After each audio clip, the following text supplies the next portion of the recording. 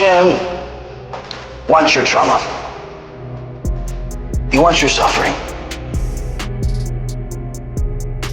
I'll give you a re'ayah. I'll give you a proof that not only is Hashem giving you the suffering, giving you the Holocaust, giving you cancer, giving not you, but the people of the past that died already, giving people diseases, giving people trouble, giving people anxiety, giving people money problems, giving people child problems, giving people all of the disasters throughout all of history. He did it and he wants it.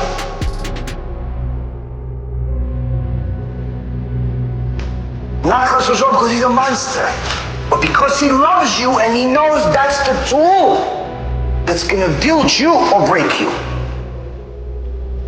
What's my ayah? What's my proof?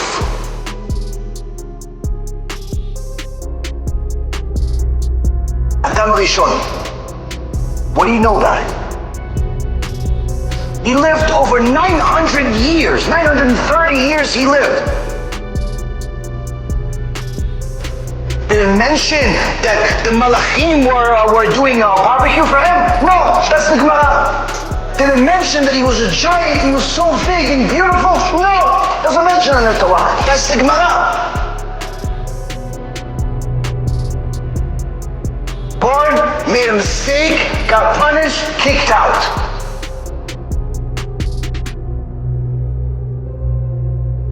Noah, 600 years we waited to meet him. 600 years he lived before we met him. We heard about it, he was born. Fast forward 600 years, and then there's the flood. What happened for 600 years? You must have done something.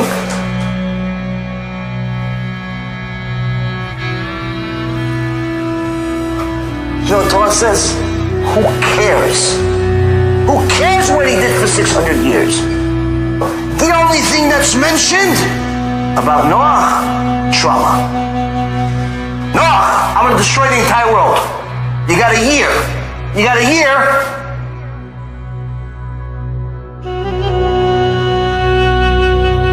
Okay, went through hell, built this thing, everyone was making fun of him. He saw the entire world destroyed in front of his eyes. He saw people melt. He saw the whole world destroyed to nothing. If that's not trauma, okay, let's go inside the ark. What happened in the ark? The lion hit him, and he suffered the entire year he was in the ark. He suffered the entire time to the extent where he was spitting blood. Spitting blood in the ark.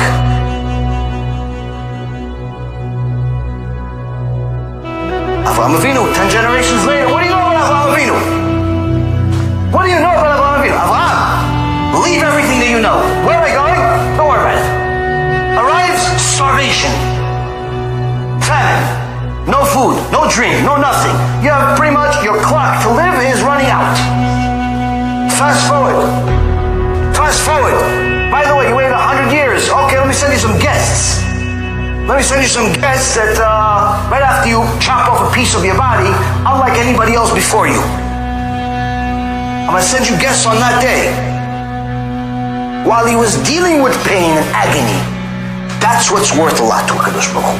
Because that shows that you love him. If you get close to him through your trauma, through your difficulty, that means it's authentic, it's legit, it's 100%. But if you're only going to say Baruch Hashem when you win the lotto, who needs you? Fast forward, what do you know about Yitzhak Avinu? What do we hear about him? One, he almost got killed. 37 years old, his father is about to butcher him. Why? For the sake of Hashem, mitzvah.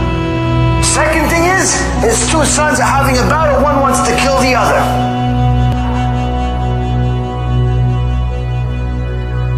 Yaakov, oh Hashem Yirachem, what a life. What a life. His brother tries to kill him. On top of that, he arrives at the #1 gangster's house in the world who cheats him for 21 years. How come you don't hear about all the good he had?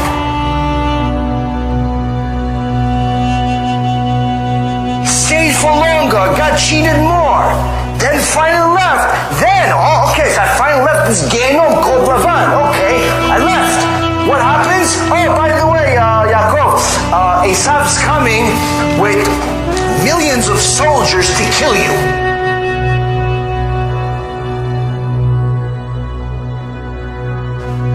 What else do we know by Yaakov? Oh, by the way, Yosef, his favorite son, dies but doesn't die. That's the life of Yaakov Avinu.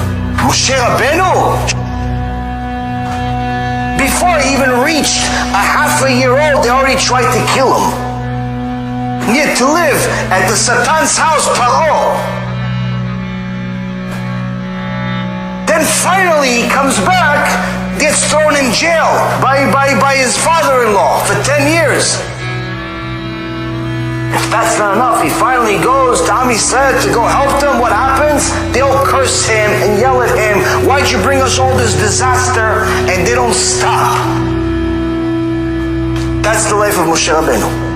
That's what we know about Moshe Rabbeinu. You don't have a single verse in the Torah that tells you Moshe Rabbeinu went on vacation, had a good time, had some time off, relaxed by the pool.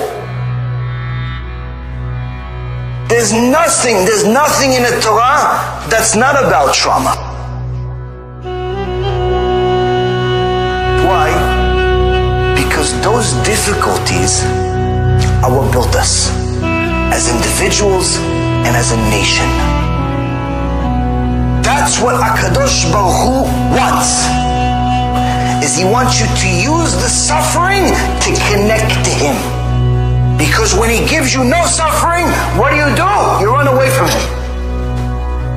That's why there's a verse in the Torah, Sefer Dvarim. Don't forget Hashem. What do you mean don't forget Hashem? After He gives you prosperity, don't forget Hashem. That's what Moshe Rabbeinu says to Am Yisrael. To say that people that suffer or suffered do not get punished if they do not connect to Hashem and start following the Torah is simply contradicting the entire Torah from Aleph ad Taf. Because as you can see, the entire Torah is one big suffering, full of beauty and a unique and extraordinary and beautiful way to connect to our Father in heaven that loves us more than we love ourselves. And that's why He's forced to hit us, because He doesn't want to lose us. The suffering is for our benefit. The suffering is because He loves us.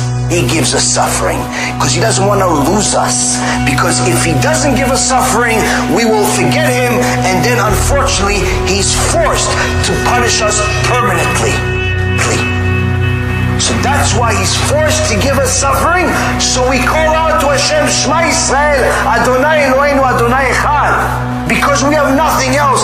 The money can't help us, the friends can't help us, the spouse can't help us, the kids can't help us, the rabbi can't help us, nobody can help us other than HaKadosh Baruch Hu. So HaKadosh Baruch Hu is forced, because He loves us, to give us suffering, because He doesn't want to lose us. But if we still don't listen, and with such Reshaim, until the gate of Gehenom, we still don't do TeShuva, what do you want Him to do? Change the Torah for you?